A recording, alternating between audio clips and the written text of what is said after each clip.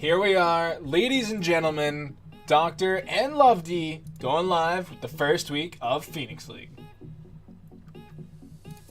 And we're going to be getting right into it with the Champion Select. We're going to be having two teams playing against each other. You might recognize at least one of them against all odds going to be coming in on the blue side up against Bring Back Dominion, the nostalgic lovers of a past game mode on the red side. Which, as we all may remember, was actually pretty terrible. Oh man, I'm not going to get into that debate right now, but getting into the game, we can already see we've got at least one target ban going towards the top lane. Riven immediately banned away, not a meta pick, so they definitely don't want Bacontastic to be getting his hands on Riven, or they just really don't like the new skin. Yeah, they're actually really hateful about the current event, and they're just like, nah, we're not going to feed into this riot. Take your event and put it back where it came from. Wait, I think the teams are supposed to be swapped. No, against all odds, blue side. Bring back Dominion, red side. Thing. Hold on.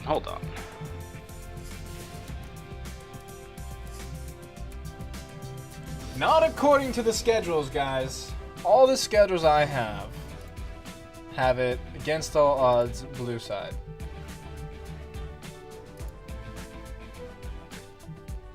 In the meantime, we can discuss the bans while we're trying to... I mean, the team's messed up, okay? That's what's going on. They didn't follow the schedule, but anyway, there we go. All fixed. I got you guys. Yeah. Alright, there we go.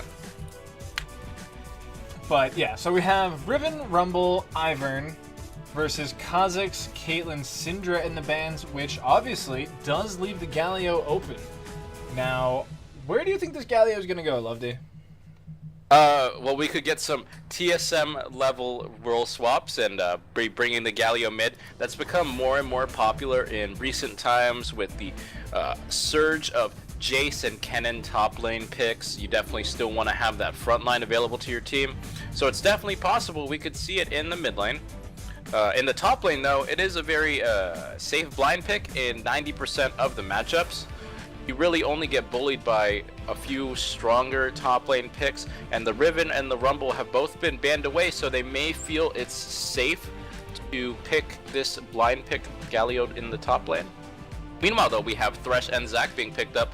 Zac surprisingly coming through despite being considered one of the strongest playmaking junglers right now. A lot of CC in his kit. The damage has been nerfed slightly in the most recent patch, but he shrugged it off pretty quickly. And we see that Nunu has been counterpicking, has been used as a counter pick for the Zac specifically.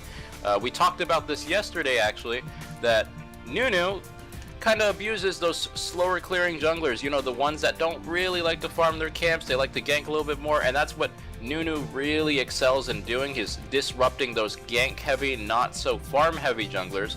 He can go in, he can take a couple camps, and he's with his Blood Boil, he's fast enough to stay on the map and keep dibs on where exactly the enemy jungler might be moving next. Yeah, but what does he actually do late game compared to a Zac? Pretty much nothing. He drops his W on whoever's the strongest person on his team and hopes for the best. He has his zoning ulti, but that typically he's been considered a utility jungler, the utility jungler, and with Ivern banned away by their own team, they might have considered Nunu a still very viable pick to kind of counter the early movements of the Zac. We see that Lucian and Corki have been locked in next. Lucian, a little surprising to see that blind pick there, especially with all the support still available on the board. Was expecting maybe something like a Lulu or a Karma, but with the Lucian locked in blind, they maybe believed it was going to be banned away in the second rotation. They wanted to pick that up now. And Corki has been locked in on the other side as well. With the most recent Corki changes, yeah? I mean, it's almost assuredly a mid lane Corki. Like, there's 100% chance that does not go to the bottom lane. Right, especially with the most recent changes to Corki, his auto attacks are now 80% magic damage. That's a lot of magic damage that can definitely be utilized in the mid lane, and I don't fully expect it to be picked in the bottom lane, especially now knowing that Lucian is most likely going to be picked there. But it is possible. Both teams are trying to play a little bit of mind games right now. Both this Corki and this Lucian have the potential to be flexed, and we see with that Vayne being locked in now, we know that's a mid Corki. We may actually have an ADC versus ADC matchup in the mid lane. Yeah, we might. I don't think we will. Even though Corki's pretty bad right now, I don't think that should be a Lucian matchup. And I say should be, but it might actually be. And yeah, I guess, yeah, I mean, that's not what I would have expected. There's so much wave clear on Corki pre-6 that it might be a little hard for the Lucian to keep up.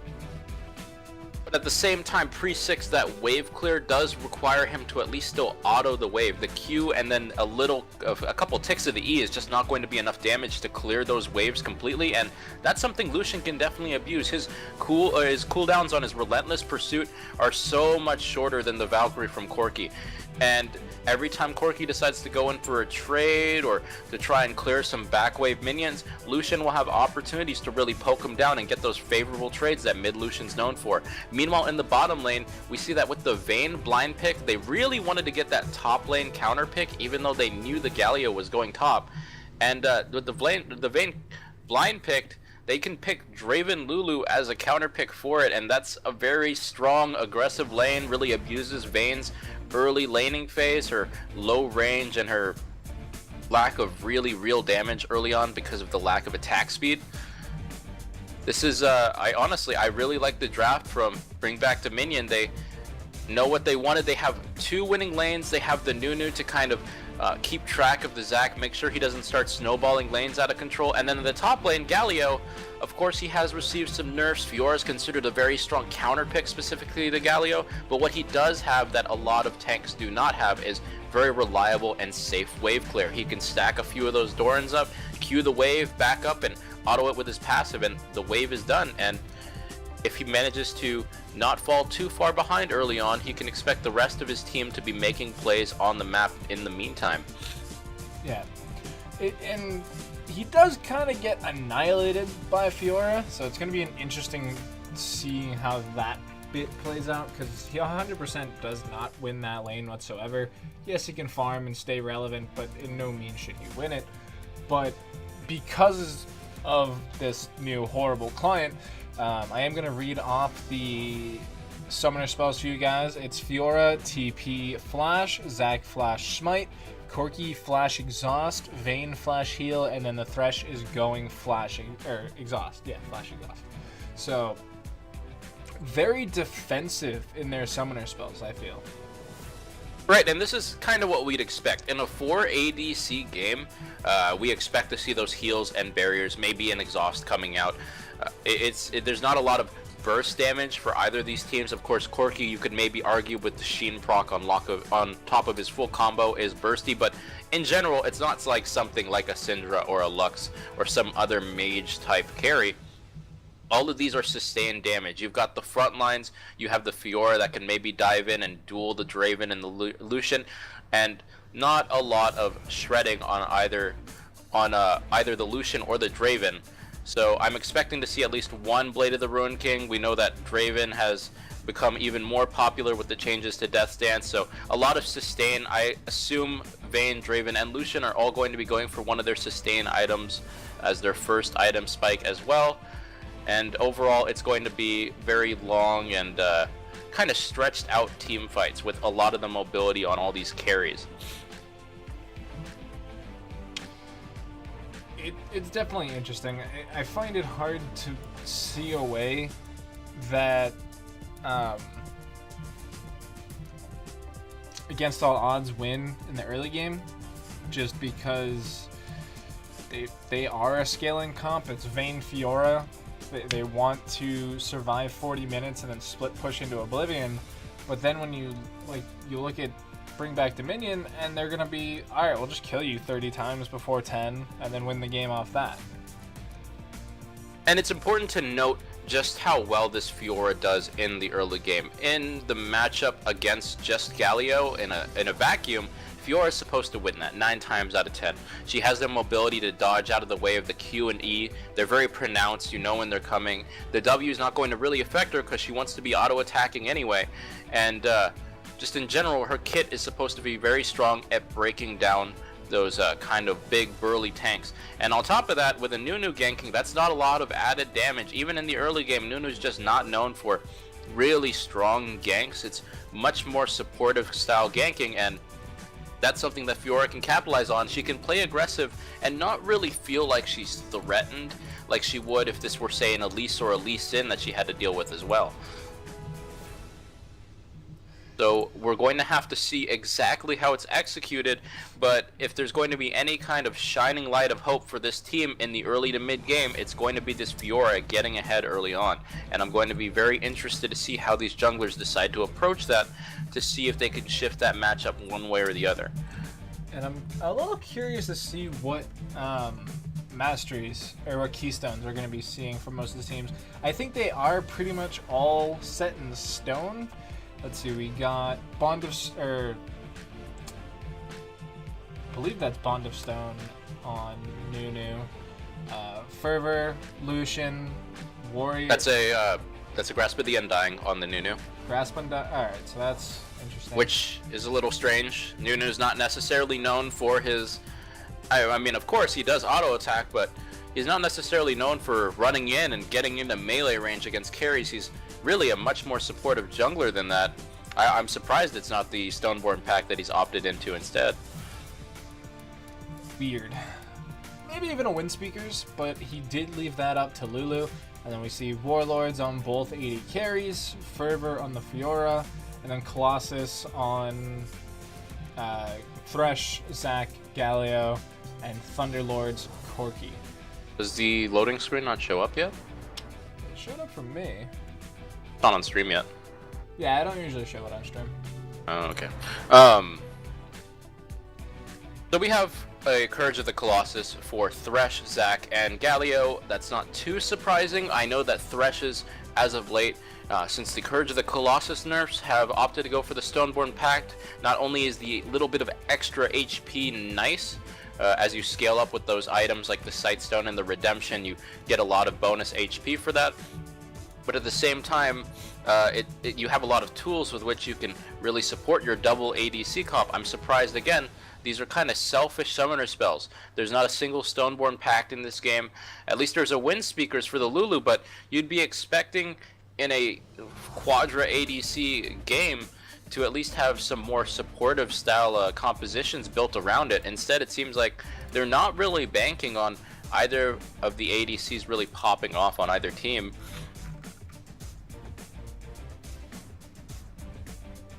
And we're going to be getting into the game very shortly. Eventually. We can, yeah. We're loaded in the game now, and we can discuss maybe a little bit more of what exactly we can expect to be coming from these teams. I'd like to talk a little bit about disparities. Normally, when you're talking about the highest level of competition, you don't really have to worry about this. Everyone's typically challenger. But in the Phoenix League, there is not really a limit. We're going to have a pause so we have a little bit of time to talk about this. There's not really a limit on rank. It's pre-mades are welcome to join and kind of test their mettle against everyone else. And there's going to be a little bit of disparity among the ranks. I think the biggest thing to point out is the mid lane matchup. I'm here to have fun is Diamond 4 right now in solo queue, yet at the same time RKO, the Corki mid, is only Silver 4. And assuming that these are the main accounts for both players, that's quite a huge gap that they're going to have to overcome if they want this mid lane matchup to not be heavily skewed. I mean, really, what do ranks matter in the grand scheme of things, right? I mean, these things happen. Yeah, there's just going to be some whenever you decide to go into a league with no rank limit on it, of course there's going to be gaps between ranks, and there's going to be disparities between specific players and specific matchups. But I mean, to go from Diamond to Silver 4, that's a very scary matchup. That's something I'm going to be interested to see, just how Questionized is going to affect that lane on the Zac. He's definitely got the champion. If there's ever a champion that he'd need to be on to be able to shift matchups even as early as level 1, level 2, level 3, it would be Zac. Yeah, Zac can do that's the wrong way. Zac can do a lot of damage in this early game, you know, getting in with the elastic slingshot, throwing out the sticky fist, and just pulling everybody back. So even if I'm here to have fun, can dodge out the elastic slingshot. You can get punched in the back of the head and pulled right back into the waiting Corky arms. So it'll be interesting to see how I'm here to have fun deals with that. And this is something that we've seen more and more. We first saw it in a little bit in the LPL, and then it was immediately played at MSI as well, and now it's being played in all the regions as a kind of counter pick. The Lucian mid has an insane amount of mobility, and that mobility is up almost all the time. With the way his double shot works, of course, he reduces the cooldown every time he uses it, and by constantly weaving in those autos, he can have his dash up within a few seconds every time he uses it. So there's very small windows of opportunity for the Zac to really abuse that, but it looks like we may be having an invade right now on the Tri-Brush. They see Rainbows, who a little late to respond, does get the flash, however. Death Sentence was right there when they needed it. And that's very good, especially considering how Scood we originally believed this matchup might be in the bottom lane. With that Lulu flash now gone, they can at least threaten the Lulu. Maybe a flash condemn or a hook or a flay that just manages to catch her out a tiny bit, and they might be able to shift what would normally be a dominating matchup in their favor a little bit more. Motorcycles. Vroom. Yeah, I mean, I always, just through personal experience, when I get autofilled into support, because that's oh so fun, I always see people pick like Lulu, Zyra, Janna, stuff like that, and I'm just like, why? I'm gonna pick Thresh, you're gonna eat a hook, and you're gonna die. Now, obviously, in the higher levels of play, LCS, Challenger, stuff like that, yeah, Thresh can get abused by, the range matchups like that, but if you're not good enough to dodge a hook, there's no reason for you to really pick those champs over the other ones. Yeah, and we're already starting to see what this matchup might even be like as soon as level 1. As soon as that Q misses, that phosphorus bomb misses for the Corky, he's at a huge disadvantage because that's a huge part of his burst, especially early on. And with the Thunderlord's proc, level 1, level 2, that damage just does not match up to a few stacks of Fervor. That 80 stacks up really quickly, especially with the double shot from the Lucian. He can take advantage of that more than any other champion in the game can. Now we see a hook coming in onto 80 carry is boring, but it hurts so much. Archaeo calling in the big guns already, but Zac, only level 2, doesn't exactly have the largest range on that elastic slingshot. Oh, that's a disconnect. He disconnected. Yep. That's unfortunate. First blood does go over to LG Chaos. No pause coming in just yet, so I'm not quite sure. It might have been a lag spike or something.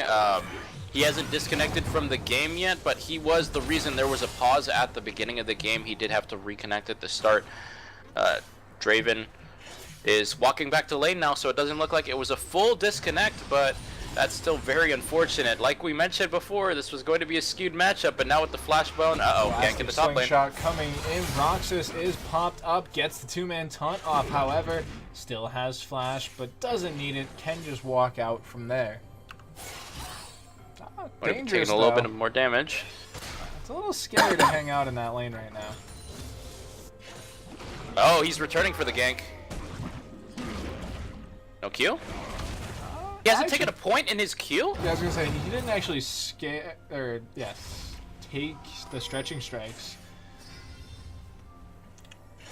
I can kind of see where he's coming from. Oh boy, here we go. We got a 2v2 in the top lane. Roxas can't be here for this. Roxas is gonna die. He does flash out of the elastic slingshot, but now Reaver's in a hairy situation.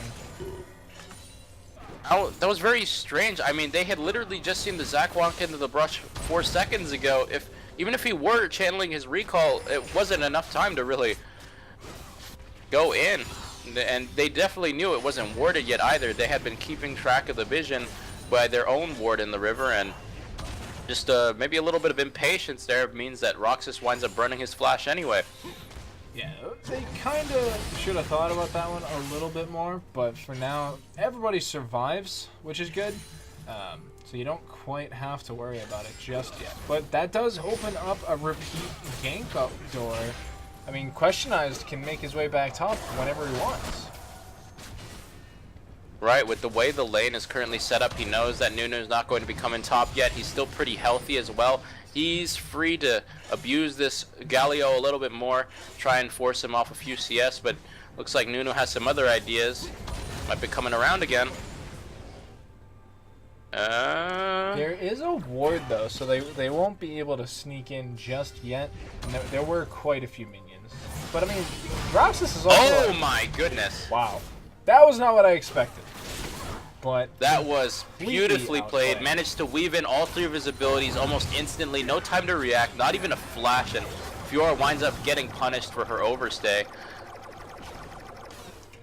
Well, to be fair, I honestly thought Roxas was just going to get annihilated there. Because he had the Vital proc, he had such low HP.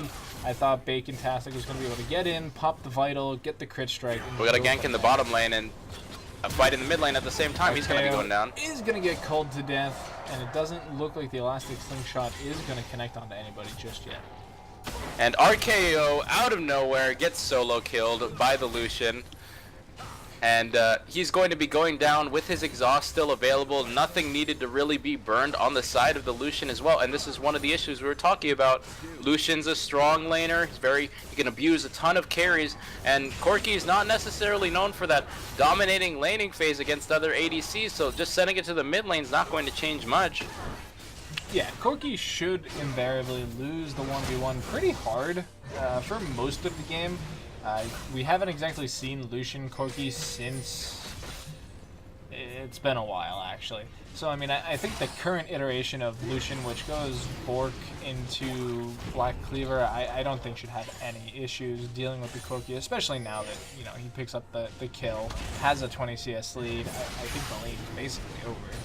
And what you pointed out also adds to the composition of problems that this Corki pick really does have. Out of all the ADCs you could possibly pick to send to the mid lane, Corki's, Nunu's getting caught out doing Nunu things, trying to invade. Finds a bad neighborhood in his way. The hook lands on it to Rainbow Z. Does get condemned into the wall, but he is taken down. Second kill of the game picked up by Chaos. And that was just going.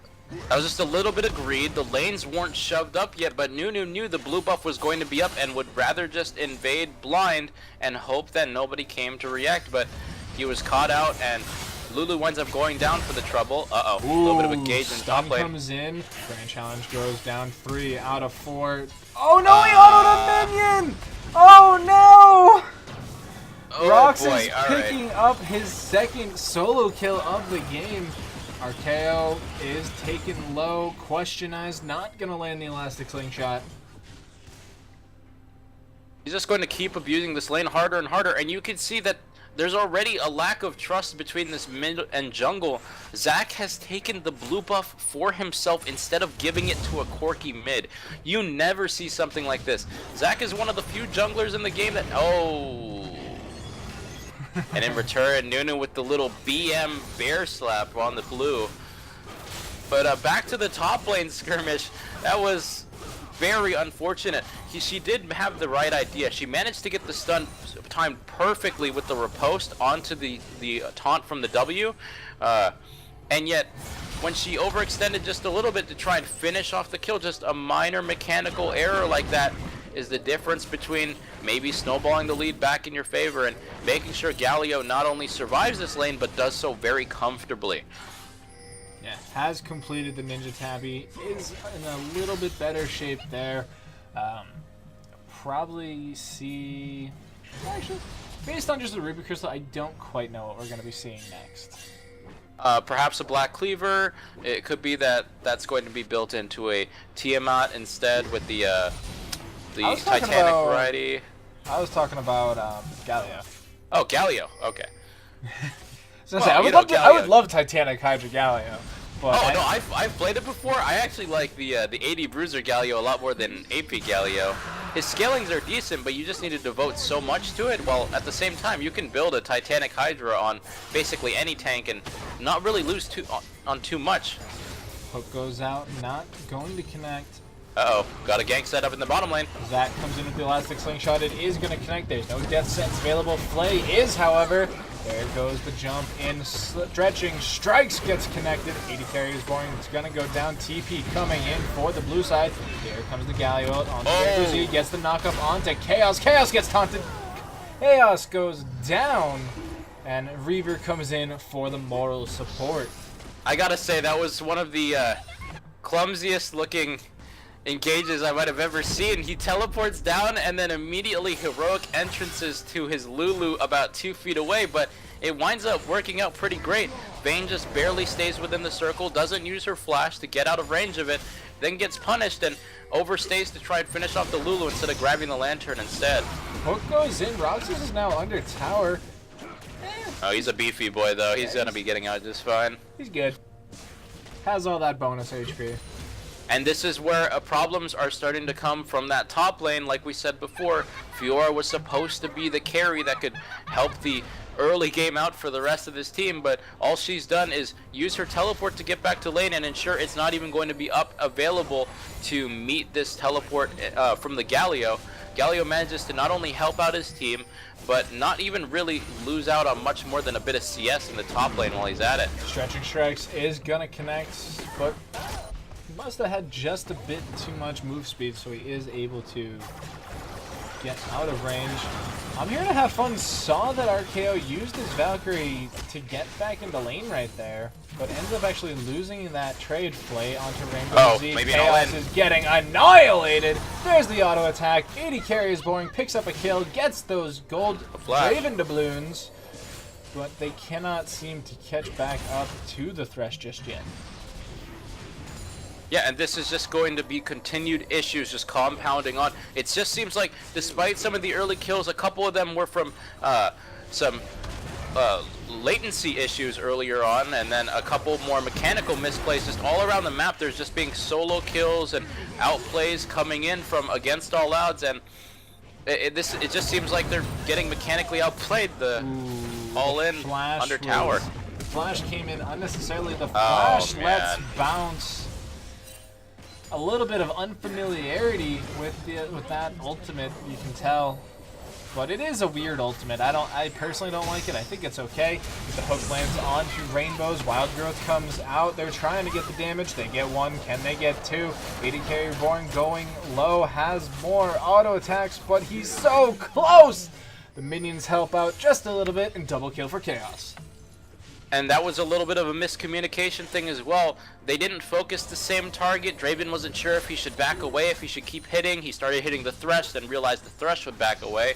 And by the end of that fight, they wound up getting 0 for 2 off of a little bit of aggression and a little bit of miscommunication. And that's a recipe for disaster when you're in the 2v2. And what is this new build? He went Red Smite, Tiamat, and Balmy Cinder. Why would you go with the Red Smite here? The Red Smite on top of the Tiamat, it's very interesting. Of course, traditionally, you're going to expect the Smite Stone to be coming through by these kinds of junglers. A little bit of engage going on now. Nunu getting caught in the same thing again. Absolute Zero getting channeled, but he doesn't exactly do a lot of damage. There's a Condemn into the wall. Stunned up. Flash, Blast Cone. Not quite sure where that Flay was going, but Reaver does make it out alive, actually.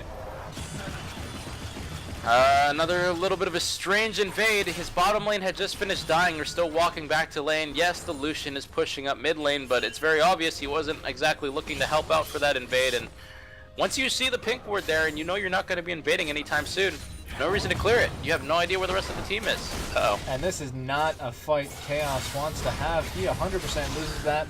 Perry is not going to get the stun this time. And we can see some of the issues of how far behind this Fiora is now. She has a 30 CS lead, yes, but with how the items have been working, she blocks all the damage with her riposte from the Galio, and yet still only comes out with an even trade on top of it. Yeah, picked up that Phage before going with the Tiamat, so kind of stuck here. Also, question for you. You might have an answer because I haven't seen it yet. What happens when a Zac stretching strikes a target and then autos a blast cone? The blast cone explodes and it brings them closer together depending on the distance. I mean, you can actually do that with all the plants. You can do it with Scuttle Crab. It's actually great. But any of the plants obviously don't get stretched. They just explode like they normally do. Are you asking if they're on the blast cone during this as well? Well, like, say there's the jungle skirmish going on, and then, like, to get you pulled back, like, say you're running, like, towards topside try from, like, the red side red buff. If Zac stretching strikes you, like, right where you're standing right there, and then autos the blast cone, it pulls you to the middle of the two, right? Yes, except if Zac or the person he's trying to stretch is already on the blast cone during this, they're just going to get pushed off. That has the priority over it. Huh. So it's just not a good idea to do that, is what I mean, it can definitely have some wonky results. Just don't try too hard to predict it unless you're a physics major, because it gets pretty crazy. Oh, please tell me this is not a Nunu solo kill. It's a Nunu solo kill. Okay. Stretching strike goes in. To answer your question, that is why the red smite and the Tiamat is there. Red buff shouldn't be enough to pick up the kill onto Reaver. Questioned is definitely going to get popped here. I don't know if they have yeah, they have the damage. So, killing Funnily enough, that double shot wound up prioritizing a minion right next to him. Almost gave him enough time to escape. Flash in, throws down the grand challenge. This isn't working out. Oh, he gets it, but he doesn't have the damage. The hook is not going to land. Bomb Man should be going down. They'll barely survives. Ultimate is available for Draven, however, he doesn't have the mana. And this is what I was talking about. ADC builds. Draven and Lucian are very comfortable building their sustain items first. You can see the Blade of the Ruin King completed. You just saw the active used a moment ago on the Zac. The Death Stance now. That trade means nothing to Draven. He can chunk half HP for both members of the enemy team and still come out just fine, healing it up with a few axes.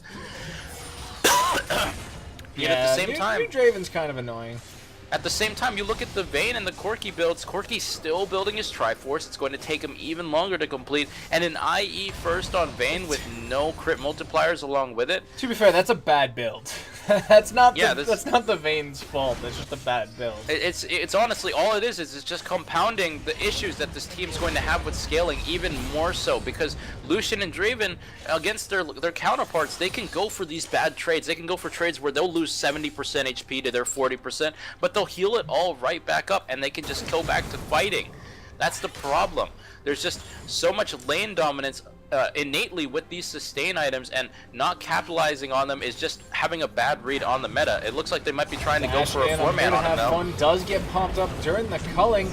The Phos Bomb is barely going to connect on the end. Chaos and Bombman finally showing up. Oh, the flash? Need one more auto. There it is. Shutdown comes in for Chaos. I'm really surprised he still decided to go for the flash there. He knew he was dead. I don't know. He seemed like he might have gotten away. I think his Relentless Pursuit was just about to come off cooldown too, which would have secured the getaway, but sometimes you do get a little unlucky. A little bit of lack of awareness, and they're definitely getting punished slightly for this Nunu not having his Smite Stone or a Sight Stone available to him. Just not enough visions to cover with just one Sight Stone, and that's one of the issues. The entire bottom river just did not see this 4-man gank incoming, and Lucian gets punished for continuing to try to abuse his lane opponent. You know, in all honesty, this game's a lot closer than I was expecting it to be. Yeah, definitely. I mean, with the disparity you originally can see among ranks, they've definitely been at least keeping up. Oh, that Yi. That Justice Punch was pretty clutch. Questionized, just barely. Oh, man. He does go down. They do get a tower in the top side, but now that's a hell of a wombo. For 0 kills. TP coming in. The tower should be going down, and you can see Bacontastic didn't expect the TP to get foiled, but he's losing out on this fight with the last vital up against the wall. Does die, and now it's onto the inhibitor. Can they get it? They should get it. The only one left is Bombman, and Thresh is in no position to save this inhibitor. And you can definitely tell there's some shot calling issues happening right now with Bring Back Dominion. They do have some good ideas, but those are just being overwhelmed by the amount of bad, minuscule mistakes that they make. In the meantime, you have Fiora going in for a TP on what is essentially a doomed tower. Has no idea that she's about to get attacked by the Lucian. And this is going to time out, isn't it? No, 1945 is be when it times out. Holy they managed to get it. That was the fastest Rift Herald I think I've ever seen. Yeah, 5 members focusing it. Multiple percentage HP attacks with the Blade of the Ruin King and the Galio Q. Yeah, they managed to clear that really fast. Well, but now I want to talk about...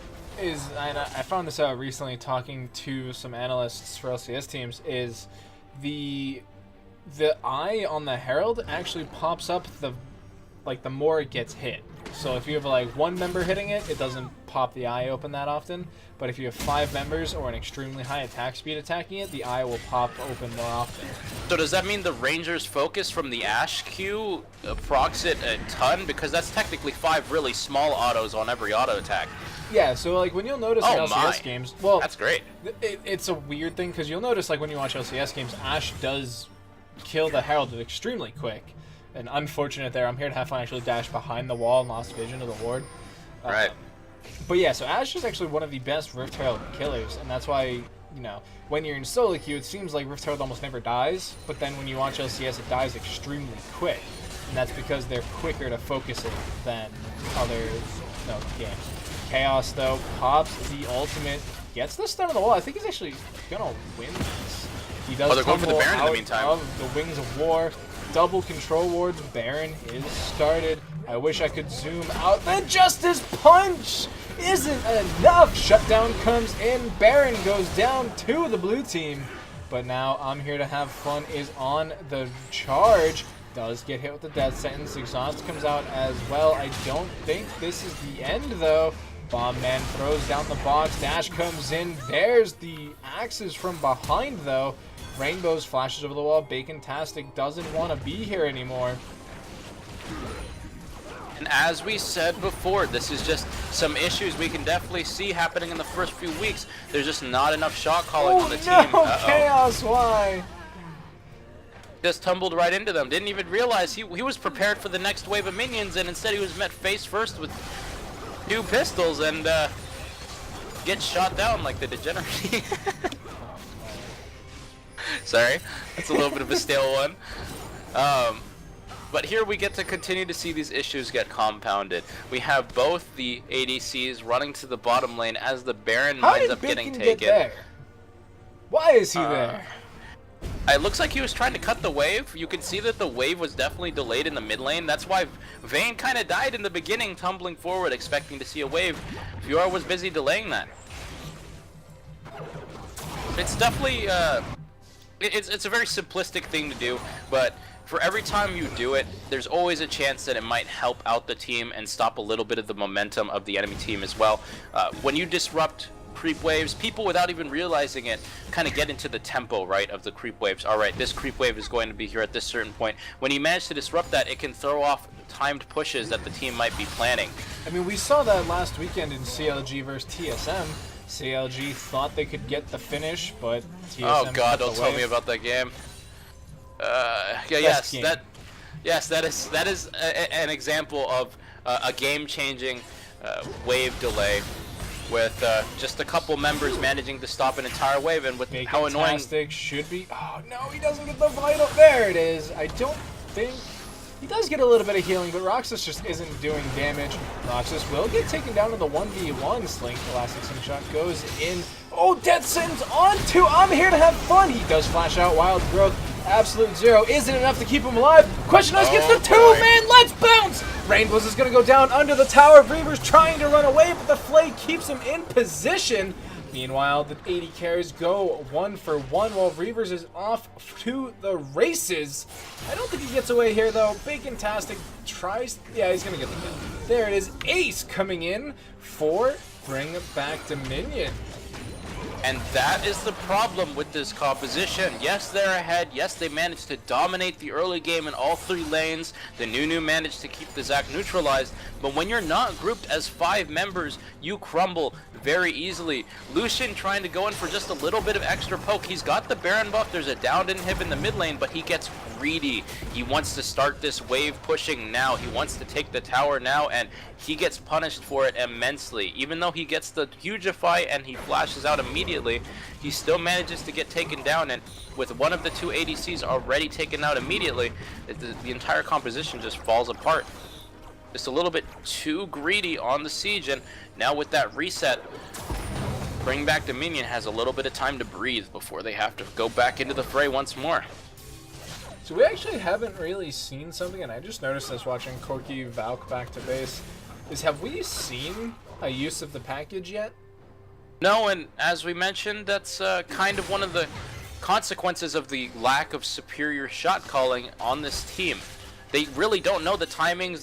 They're not quite sure what they should be doing at this point, and the new Corki passive heavily relies on team coordination and timing, on knowing, hey, how can we best use this red carpet essentially to kind of force team fights and force them into bad situations. We may finally see an example though. There he goes in, cuts the team in half. Rainbow Z's taken super low, gets the wild growth and the heroic entrance onto RKO. He gets hit by the Draven Axes. The Let's Bounce brings Roxas into the team. The Grand Challenge heal comes out. There's so much damage coming out of Chaos on this Vayne. I'm here to have fun though. Does not compute. Does get the kill there. Oh man. Oh, dash boy. In, the dash out, the kills are coming in. AD carry is boring for cleanup duty. Gets the double kill, should not be able to keep questionized in range, however. Draven Axes are going to time out. Maybe, yeah, they time out. Wow, they last forever. And that was, even though they saw 3 people caught out and they thought they could collapse with the package, that's a terrible idea to try and fight in those slim corridors like that. First of all, Corki, after he used his package, he just straight up didn't realize he has his Valkyrie backup available. Using your package as W doesn't actually put your regular Valkyrie on cooldown, man. You don't need to try to flash out. And even after he flashed out, he was immediately caught by a ton of CC, almost gets taken out just by the Galio damage after the heroic entrance comes in. Then the zoning ult from the Nunu means that they can turn this around. Once the rest of the teams arrive, there's a ton of AoE. Both the ADCs can weave in and out, and Vayne doesn't really have much to shine with in this scenario because her tumble doesn't go over walls. She's forced to stay in those slim corridors with the rest of her team, and eventually she gets taken down once Lucian manages to get over the wall. What was essentially a good idea on paper wound up being done very poorly in execution. I'm here to have fun. Also got quite a few critical strikes in that fight. I saw Chaos's health go from 100 to 10% almost instantly. So it was very unlucky for Bring Back Dominion. But so now Baron's in 40 seconds. Is this a must-take fight for Bring Back Dominion? Definitely. They still do have an AoE on their own, and they do have a Corki that's now got 2 items complete. Not quite sure what the Shiv is doing there. It's different. I mean, you could definitely argue that maybe they need a little bit more wave clear, but just Corki in general, once he has a couple items, is very potent in the poke. They're having Lucian meet the split goes push. In, doesn't connect though. He's now stuck in the front lines. Tower goes down. Roxas gets the taunt. Question is still going low. Fantastic is just straight up getting annihilated in that 1v1. So they send the Fiora to split push off, and she winds up going in for some kind of bad trade. Doesn't even burn the heal. Oh, big no. hook on 80 carries, one heroic. Not a good idea. Gonna come in. There's no damage in this fight, however. Roxas gets taken under tower. Chaos gets taken super duper low by Reaver. Ends up getting taken out by Reaver. And now 80 carries boring is going ham, bologna, hot sauce, taking kills and lives left and right. This should be the game, actually. We have super minions coming in. 4 members still alive to the 1 of Bring Back Dominion. So they don't even need the Baron. That's going to be game 1. Yeah, and that's just an issue with execution, really. I mean, they had somewhat of a plan. They were starting to get scaling up on the items, but just the way they played those team fights, they set themselves up for failure as soon as that mid game hit. They just couldn't execute their plan correctly, and they wind up being punished heavily for it in game 1. So now, it is game 1. It was actually a lot closer than, a lot of people, including myself, were thinking it was going to be. If Bring Back Dominion shapes up their draft a bit more, do you think that we can have a series on our hands? It's definitely possible, but the first thing I want to see them do is build some kind of wombo comp, something simpler. They don't need to have things like the Vayne and the Fiora. Of course, there were some bigger tanks maybe that you'd want to shred, but that requires very minute execution in team fights. Those are squishy members. They don't exactly have a lot of self-peel on their own either. These are champions where they either execute them correctly or they're going to be caught out and die in the CC. I want to see them pick something that they're not only comfortable on, but something that gives enough margin for error to where they can really shine in the 5v5 fights they want to make. Yeah, and taking a look at these damage charts, you can see that 27,000 damage on the Lucian, almost the same amount as the Fiora and the Corki combined. And that's not what you want to see when you have a carry split push top and a wave clear, mixed damage middle laner. And Corki is essentially the most poke-oriented champion in that game. And that's just, we kind of expected that. There's a huge rank disparity in this matchup. Literally 3-tier difference between the two players. And on top of that, they gave Lucian the kind of matchup that he loves and thrives in. Another ADC alone with no support to back up.